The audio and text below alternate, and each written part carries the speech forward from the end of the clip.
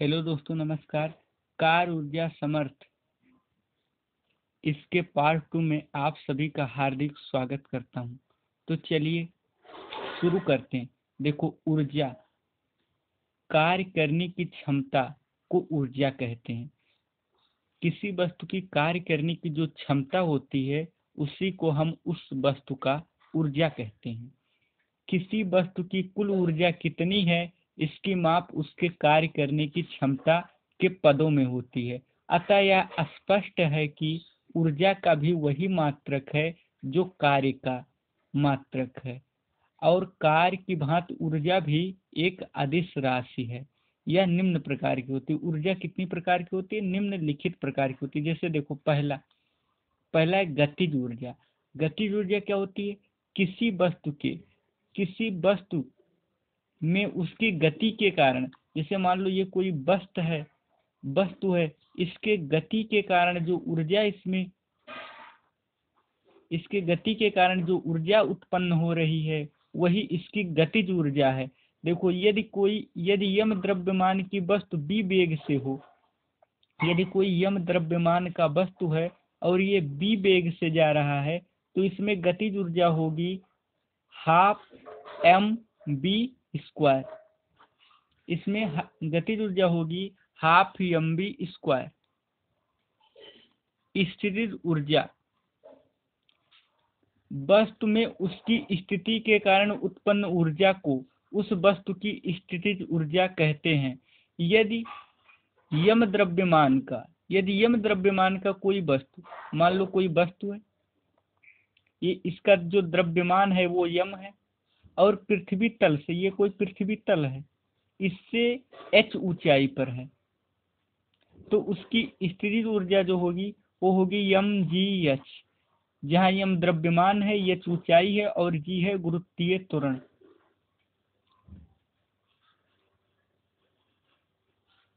देखो, mg वस्तु का भार गुणे ऊंचाई। इसी प्रकार तीसरा है द्रव्यमान ऊर्जा। प्रत्येक वस्तु में उसके द्रव्यमान के कारण भी ऊर्जा होती है।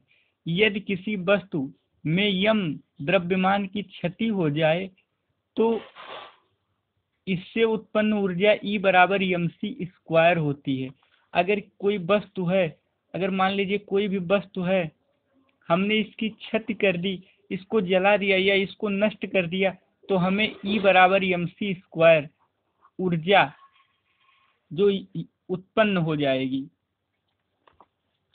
इसे आइंस्टीन का द्रव्यमान ऊर्जा समीकरण कहते हैं। 1 ग्राम द्रव्यमान 9 × 10⁻13 जूल ऊर्जा के तुल्य है।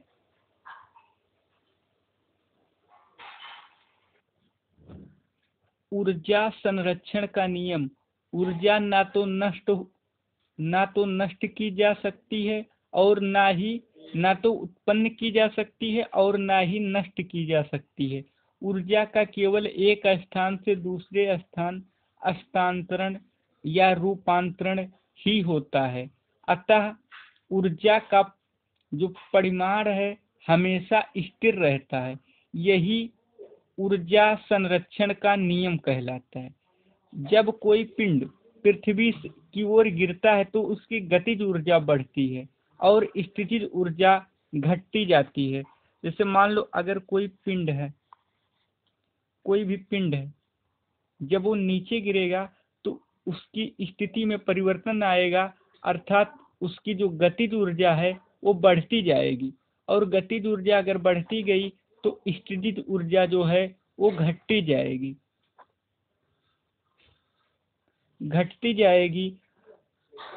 परंतु गतिज तथा स्थितिज ऊर्जाओं का जो योग आदि से अंत तक स्थिर रहता है।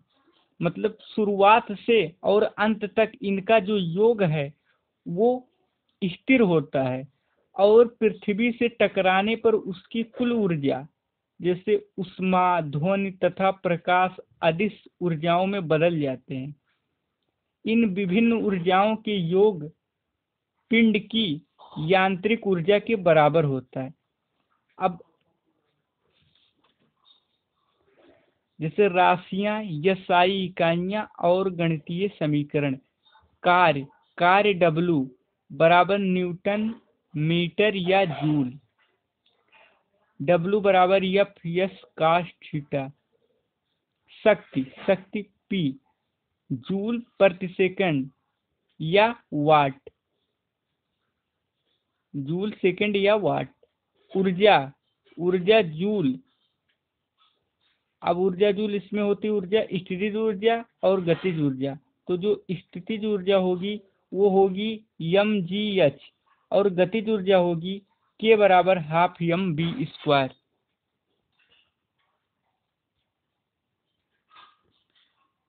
कार्य, बल तथा विस्थापन का अदिश गुणनफल है, अतः अदिश है। जो कार्य होगा वो बल और विस्थापन का अदिश गुणनफल है, तो बल भी अदिश और विस्थापन भी अदिश, इसके फलस्वरूप यह भी अदिश होगा।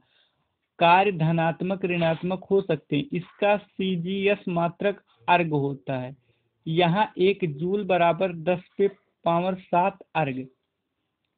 यदि t समय तक W कार्य संपादित हो तो शक्ति P बराबर W/T। ऊर्जा दो प्रकार की, क्रमशः स्थितिज ऊर्जा और गतिज ऊर्जा। द्रव्यमान यम को पूर्णतः ऊर्जा में रूपांतरित किया जा सकता है, E बराबर mc²। शक्ति का यसाई मात्रक जो होता है, शक्ति का यसाई मात्रक वाट है और एक अश्व शक्ति बराबर 746 वाट। किसी वस्तु द्वारा कुल कार्य उसके गतिज ऊर्जा के अंतर के बराबर होता है। दोस्तों मैं उम्मीद करता हूँ ये सेशन आपको पूरा समझ में आया होगा और अगली वीडियो में हम इसके सारे न्यूमेरिकल करवाएंगे। तो आपको ये वीडियो अगर आपने अंत तक देखा तो आपका बहुत बहुत धन्यवाद। और आप इस वीडियो को ज़्यादा से ज़्यादा शेयर करिए और चैनल को अगर अभी तक सब्सक्राइब नहीं किया तो तुरंत सब्सक्राइब कर लीजिए।